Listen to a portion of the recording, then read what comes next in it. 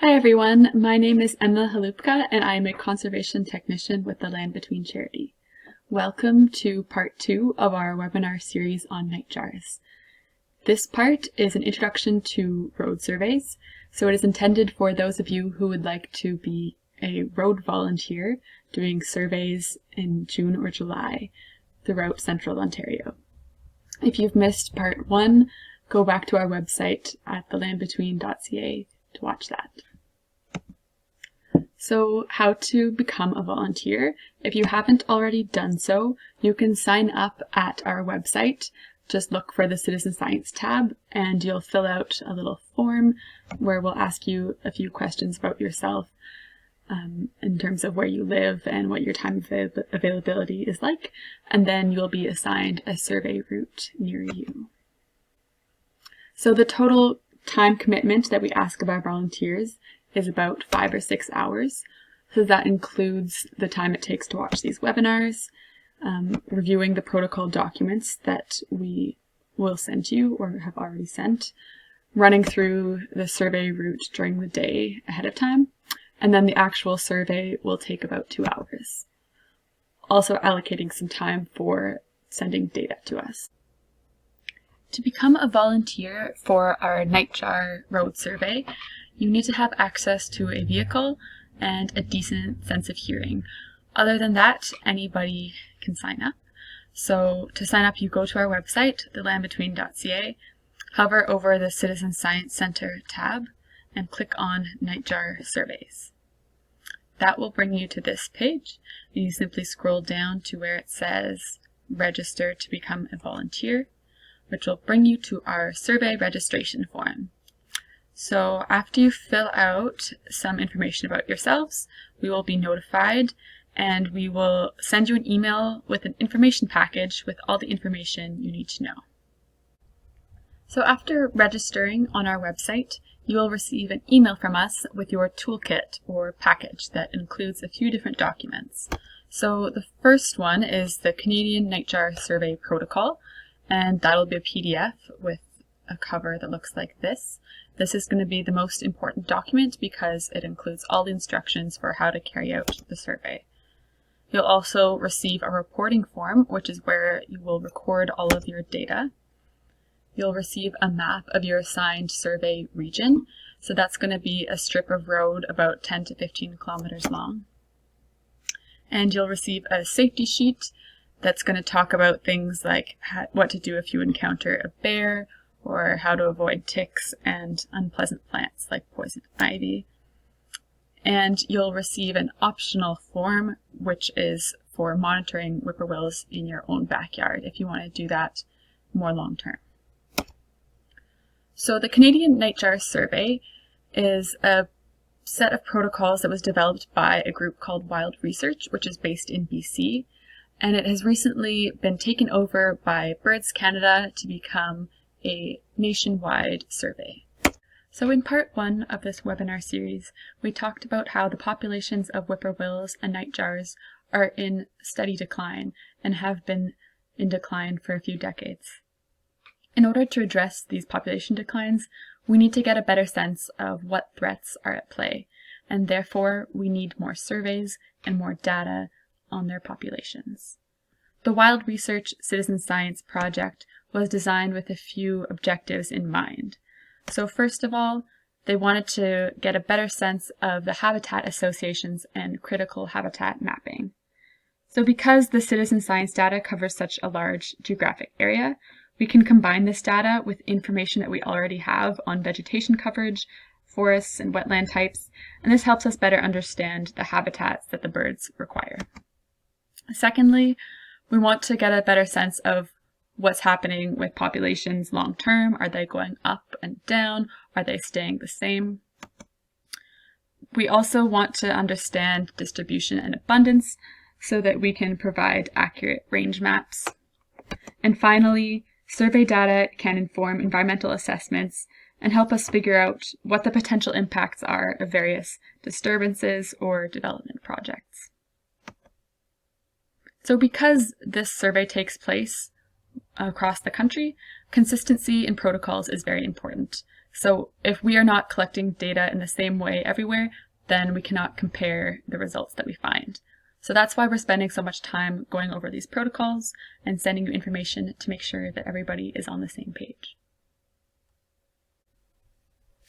So to give you an overview of what the road survey looks like, it takes place once per year between June 15th and July 15th. However, you will be asked to choose a date within a 2-week window. So this year in 2020, if this is when you're listening to this webinar, the dates are June 17th to July 11th. And that is the 2 weeks surrounding the full moon in June, when it is the peak of breeding season for whippoorwills. The surveys will begin 30 minutes before sunset, and each of the routes has 12 stops that are spaced 1.6 kilometers apart.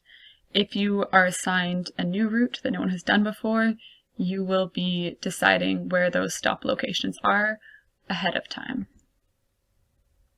So when you arrive to each of the stops, you're going to wait for about a minute, and then you're going to record all of the sounds and sightings of nightjar species for 6 minutes. And it's important that we don't use any kind of whistles or audio calls to coax the birds to come in closer. And we also don't want to shine flashlights into the bushes looking for them. So this whole process takes about 2 hours. This map shows you some of the assigned routes that Wild Research has done in the past. The land between will be adding to these routes. You can see that in the Haliburton, Minden, Bancroft area, there are a few surveys, but we will be adding more to this. So you might be assigned a survey from this map or from a map that we have created. There's a good chance that you will be assigned a survey route that has not been surveyed before, in which case you will be responsible for setting your own stops. So the map that we will provide will have a road highlighted on it. It's going to be a stretch of 10 to 15 kilometers, and then you need to determine where the best stop locations are. So there are some important things to consider when you're doing this. Ideally, you want those stops to be 1.6 kilometers apart, and you'll measure that using your car odometer. However, you need to take into account if your road has some curves in it. You want each stop to be 1.6 kilometers away from each other in a straight line distance, not following the road, so using a GPS to measure can help with this. But just do the best you can, use your best judgment. It's really important that you find a place to pull over that is safe. So if you need to drive a little bit further to find a wider shoulder, then you should do that. You should also try to avoid locations that have excessive noise so you could have a successful survey. So that's places where there's rushing water or barking dogs, for instance. And it's always better to add distance if you need to, rather than placing stops closer than 1.6 kilometers together. As well, not all of your points need to be on the same road. So if there are some side roads that you can turn onto that are safer for you to pull over and park, then you should absolutely pull over onto those side roads. And we strongly suggest that you do this route, you do the scouting of your route during the daylight so that you become familiar with the stop locations. And we also ask that you record the coordinates of each of those locations and fill that out on the data form that we are giving you. Just a reminder that all the information I'm telling you can be found on this document, the survey protocols. So we're just going over the section 4, survey overview. We talked about the route and the stops. So if you need a refresher on any of the things we talked about, this can be found in section 4 on how to set a new route. So you should look over this document at your leisure. So the package that you receive includes a few sheets for your data recording. The first sheet includes some general survey info, And you're also going to record some general stop conditions at each of the 12 stops. If you have 2 observers, it's a good idea for one person to be in charge of this first page, and then the next observer can be in charge of the sheets with the Nightjar observations. So for site conditions, you're going to record the start time when you start listening for 6 minutes. You're going to estimate the wind based on this simple chart. So you're going to feel the wind on your skin, look at some leaves to see how much they're shaking. Cloud cover, similar scale. You're going to estimate the percent cover of clouds. You're just going to say whether you can see the moon or not, so it's a simple yes or no. And the noise level you can estimate based on this chart here. This observer is also going to count the number of cars that pass during the 6 minutes of recording. And there's a space for you to leave any other comments that are relevant to the stop conditions. The other observer is going to record the Nightjars. So you have a separate line for each individual that you see or hear, and there are a few different codes that you should become familiar with for filling out this chart. For each of the 6 minutes of observation, you will record the activity of each bird that you detect. You will write in one of 4 codes.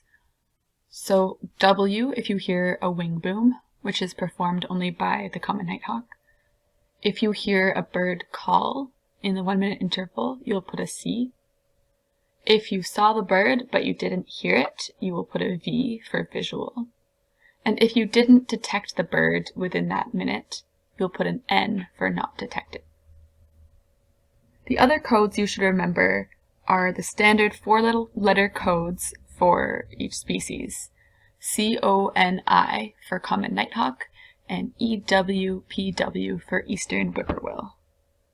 These codes are also on your data sheets if you forget. So the only things you need to write on your data sheets are these letters and these codes. So let's look at an example of a completed observation data sheet. In this example, at stop 1, the observer heard a common nighthawk calling from the north during the first 2 minutes of the survey, so they wrote a C in minutes 1 and 2. That same individual started performing wing booms in minute 3, so the observer wrote a W, and then they didn't hear any more noise from that bird during the final 3 minutes, so they wrote an N for not detected. During minute 3, they also heard a second individual, so they started a new line. And that individual was calling from the southwest during minutes 3 and 4, so they wrote a C in those time intervals, and then it stopped calling during minutes 5 and 6. You should also be circling one of these to estimate whether the bird is less than 100 meters from your site that you're surveying from, or more than 100 meters. At stop number 2, the individual surveying did not detect any birds, so they wrote not applicable and ends throughout all the minutes. At stop number 3, the observer heard a eastern whippoorwill calling throughout minutes 2, 3, 4, and 5, and then stopped calling during minute 6. It was calling from the south. They also heard a common nighthawk performing wing booms throughout 6 minutes of observation. At stop number 4, there was a common nighthawk that flew overhead during minute 2, so the observer wrote a V for visual during minute 2. They also heard an eastern whippoorwill calling, but it only started during the 6th minute of observation, so they wrote a C under minute 6 time interval. So now you know how to fill out most of the data forms. The only one left is the stop location form, which you should be filling out ahead of time during daylight hours. So as I mentioned before, if you are assigned a new route, you need to set up your own stop locations, and you should be doing this during the daytime ahead of time from your survey. So there's a few different ways that you can figure out the coordinates of a stop. You can take a waypoint if you have a handheld GPS. This is probably the easiest, most accurate way. However, if you don't have a handheld GPS, you can use your phone. So there are several free GPS apps that are available. You should look at the protocol documents to learn more about those. You could also use Google Maps. So the pictures on the right are showing you an example I did from my own phone. If you drop a pin by just tapping and holding a spot on the map, then the coordinates will show up, and you want to record on the data sheet those coordinates up to 6 decimal places, preferably. If you are unable to do these things for any reason, maybe you don't get along with technology, that's okay. We will also accept points on the paper map. So you just have to be able to get that paper map to us and estimate to the best of your ability where you are on that map. And then one of us will figure out the coordinates based on the point that you provide. While you are only being asked to record observations for 2 species, there are several other nocturnal birds that you might come across during your surveys. And we're interested to hear about any kind of creatures that you might see or hear. So some birds you might encounter include the American woodcock, which tends to live around forest edges. You might hear the yellow rail, especially if you are around wetlands. And there are several owl species that you could hear, including the barred owl, eastern screech owl, great horned owl, and a few others. You might also see or hear chimney swifts, which are active at night. So you should only include those animals if you feel confident in your ID skills. And you can practice learning their calls ahead of time with the help of a few different websites that are listed here. And these websites are also in your information package in the protocol document. Finally, your own safety should be prioritized above everything else. We strongly recommend surveying in teams of 2 or more. This is both for safety and it'll help make your surveys run more smoothly. If you are surveying alone, please tell somebody where your route is so they know where you're going and what time you expect to return. And when you are parking your vehicle at each of the stops, make sure you're well off the road. And you want to make sure that you are standing off of the road surface when you're conducting surveys. And leave your parking lights on, and we also recommend leaving the hazard lights on throughout the whole survey period. And like the men in the top picture, you should wear a reflective vest or use a headlamp so that you're visible to other drivers on the road. You want to make sure that you are conducting the survey close to the road to avoid trespassing on private property.